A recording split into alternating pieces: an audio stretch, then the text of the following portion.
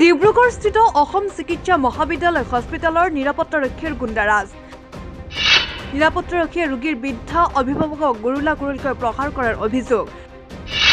বৰবাৰী আৰক্ষী চকীত এজাহাৰ ভুক্তভোগীৰ। ডিব্ৰুগড়স্থিত অসম চিকিৎসা মহাবিদ্যালয়ৰ নিৰাপত্তাৰক্ষীৰ গুণ্ডাৰাজ। MCHৰ প্ৰসূতি বিভাগত চিকিৎসাধীন হৈ থকা এগৰাকী ৰোগীৰ বৃদ্ধ অভিভাৱকক গুৰুলাগুৰুলকৈ প্ৰহাৰ কৰিছিল নিৰাপত্তা আৰক্ষীয়ে। ঘটনাৰ অভিযোগ অনুসৰি নাহৰকটীয়াৰ জয়পুৰৰ গুণদা দাস নামৰ বৃদ্ধাগৰাকীৰ বোৱাৰীয়েকে MCHৰ প্ৰসূতি বিভাগত চিকিৎসাধীন হৈ থকা পুত্ৰ সন্তান জন্ম দিয়ে। কালি দিনৰ প্ৰায় 11 বজাত প্ৰসূতি বিভাগৰ চৌহদত গুণদা দাস নামৰ বৃদ্ধাগৰাকীয়ে নাতিয়েকৰ মৰমতে কোলাত লৈ নিজৰ মোবাইলত এটা গান লগাই শুনি আছিল। তেনে সময়তে বিভাগটোত কৰ্মৰত JEI চিকিউৰিটিৰ নামৰ এজেঞ্চিটোৰ মৌচুমী দাস নামৰ নিৰাপত্তাৰক্ষীগৰাকীয়ে উপস্থিত হৈ গুণদা দাস নামৰ বৃদ্ধাগৰাকীক বিভিন্ন অশ্লীল ভাষাৰে গালি-গালাজ কৰাৰ উপৰিও আইন হাতত তুলি লয় নিৰাপত্তাৰক্ষী মৌচুমী দাসে। ইমানতে ক্ষান্ত নাথাকি বৃদ্ধা মহিলাগৰাকীয়ে সেই স্থানতে প্ৰচণ্ড চৰ মাৰি চুলিত ধৰি চুচৰাই নি পকী দেৱালত মূৰটো গুজি দিয়ে, যাৰ ফলত গুৰুতৰভাৱে আহত হয় বৃদ্ধাগৰাকী।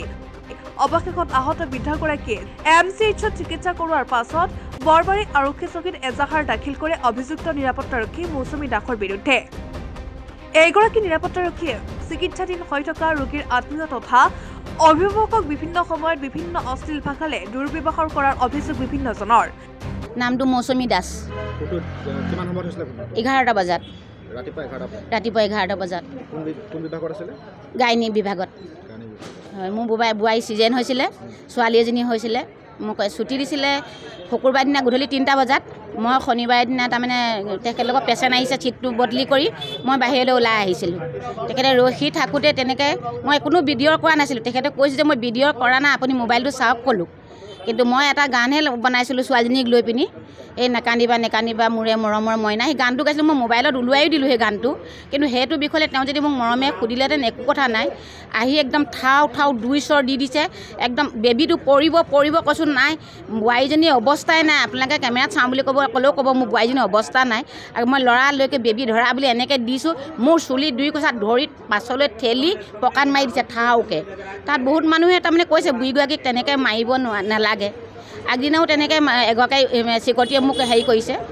আগদিনা কৈছে তাৰমানে হেৰি মানুহবিলাকক সকলোকে খেদিছেতো।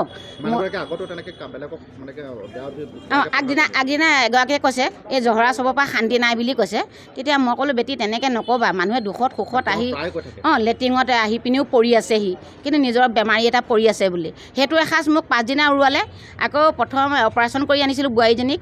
তেতিয়া তাৰমানে বেডত খোৱাৰ লগে লগে এগৰাকী চুইপাৰ আহিছে, চুইপাৰে তাৰমানে বেড কভাৰখন সোমোৱাইছে। তেতিয়া একো নক'লে, তেতিয়া সোমোৱাওঁতে অকণমান পাছত কৈছে 350 পইচা দিয়ক বুলি ক'লে সেই চুইপাৰজনীয়ে।